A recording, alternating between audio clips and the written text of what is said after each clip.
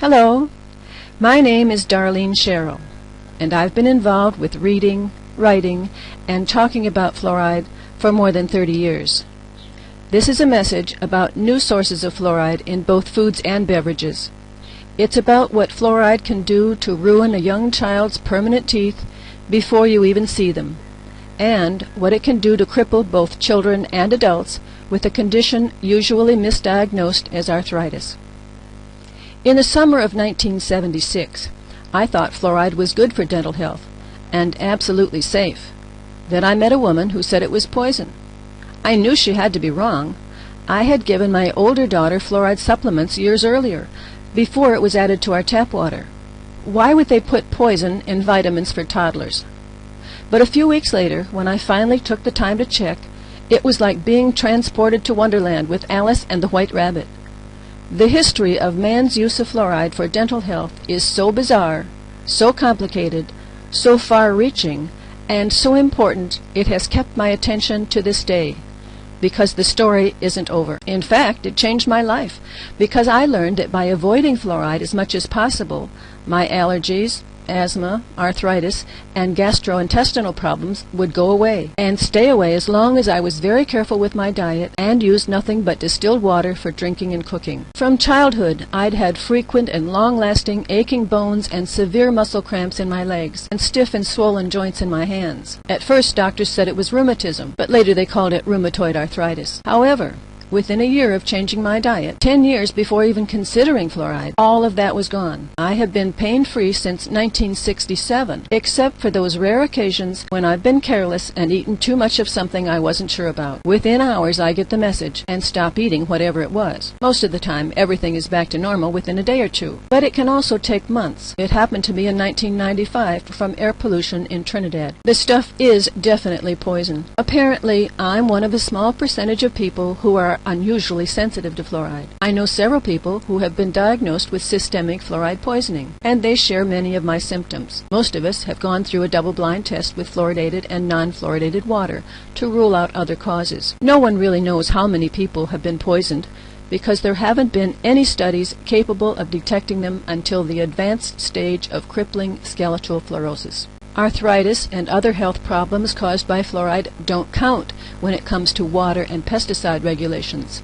Only the final stage, described as crippling deformities of the spine and major joints, with neurological deficits due to compression of the spinal cord. It's a lot like saying cancer is okay, as long as you're not dead. In 1977, the U.S. National Academy of Sciences, NASNRC, published a book called Drinking Water and Health. In it, they expressed concern that the then current daily intake estimates were as high as 4 to 5 milligrams. And if these estimates are accurate, people might be retaining as much as 2 milligrams of fluoride daily, which for the typical individual is enough to cause phase 3 crippling skeletal fluorosis after 40 years. Before that time, everyone thought people were still getting the same dosage they got during the 1940s. 1.5 milligrams per day in areas where there was 1 milligram of fluoride in each liter of water. At that time, they didn't have fluoride toothpaste or other dental products, and sources of fluoride other than drinking water provided only about 1/4 milligram per day. For that reason, doctors, dentists, and research scientists made assumptions based on the concentration of fluoride in a water supply, not the actual quantity of fluoride ingested by the people. Then, in 1997, the Institute of Medicine, IOM, which is also part of NASNRC, told us we've always been getting 4 milligrams per day in areas with 1 part per million fluoride in the water supply, even though they cited the same reference that reported it as 1.5 milligrams per day in 1943. It's the only reference they cite that was published prior to 1979, yet the numbers are completely different.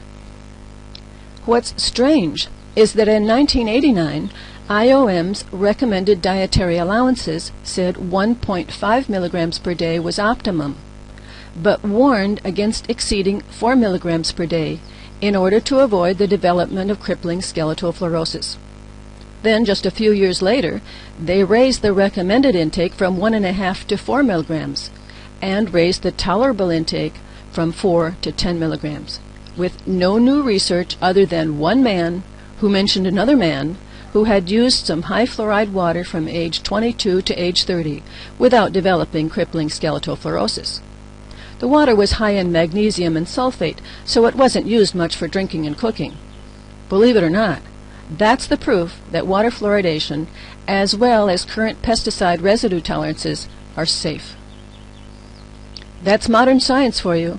The same dose is crippling one day and safe the next, depending on the economic and political climate surrounding the poison itself.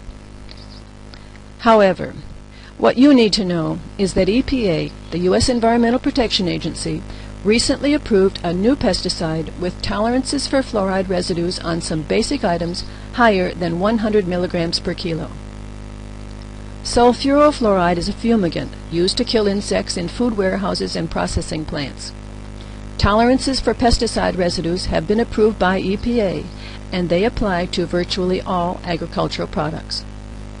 That means that if you purchase foods or beverages made with ingredients that were fumigated with sulfurofluoride, and that includes just about every item you can name, what was once relatively safe to eat is now highly questionable. Here's what happened. They were phasing out the use of methyl bromide because of concerns about the ozone layer, and one of the agribusiness giants asked for and received permission to use their product on virtually everything.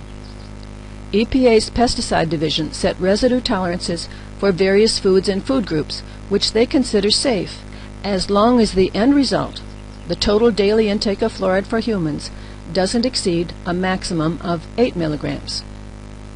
What matters is that thanks to EPA, people who were once exposed to a maximum of about 2 milligrams of fluoride daily can now look forward to ingesting as much as 8 milligrams someday. It could be worse. About 10 years ago, the Manchester Guardian ran a story with photos of 2 children who were badly crippled because they drank water from a relatively new borehole dug too deep in an area of India known for rich mineral deposits. The water had only 11 parts per million of fluoride, but almost all the children are knock-kneed and have the brown-stained teeth characteristic of the first stages of fluoride poisoning.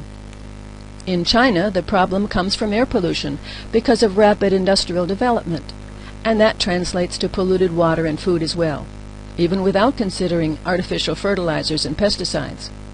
Millions of children have already been badly crippled because of fluoride. Tea has always been a significant source of fluoride because of the nature of the plant itself. But recent analysis of green and black tea from China and India revealed it can now deliver 6 or more milligrams per cup. Meats and fish don't contain much fluoride, but their bones do. And if cooked in a liquid, the fluoride stored in those bones will contaminate the broth. If you use corned beef from a can, hot dogs, salami, processed luncheon meats, hamburger, sausage, or any ground meats that were separated from the bone by machine rather than by hand, there will be tiny little chips of bone, too small to see, and because of that, the concentration of fluoride in these processed meats can be as high as 35 milligrams per kilo. If you use a fluoride toothpaste, you will probably absorb about 1/3 of a milligram per use, providing you rinse well and spit it all out after brushing. When infants and young children get too much fluoride, any more than about 1/2 to 1 milligram per day, their permanent teeth can be so badly disfigured and damaged they'll need a lifetime of expensive cosmetic dentistry. With just a little too much, instead of translucent pearly white enamel on their 2 front teeth, they have extra white lines along the biting edge, flecks, or an overall unnaturally porous white enamel that picks up stains easily. Fluoride is one of the most abundant elements in the Earth's crust. So any time we have to take something out of the ground to manufacture something else, there will be fluoride involved in one way or the other. And that's the root of the problem. After all, what doesn't come out of the ground? It's where we get the materials for everything we use on a daily basis, and massive amounts of fluoride wastes liberated during the manufacturing process must be disposed of somehow. This isn't about science. It's about politics and national security issues. Fluoride is known as the protected pollutant, Its reputation as a safe cavity fighter was created out of thin air by the U.S. government during a time when scientists were working furiously to make the first atomic bomb. We were at war. U.S. policymakers had good reason to deny the adverse effects of fluorine air pollution at the time. It was a matter of life and death. But that's not true today. Today, it's just a matter of profit and loss. Recently declassified documents from the Manhattan Project speak for themselves. This isn't a conspiracy theory. It's part of recorded history.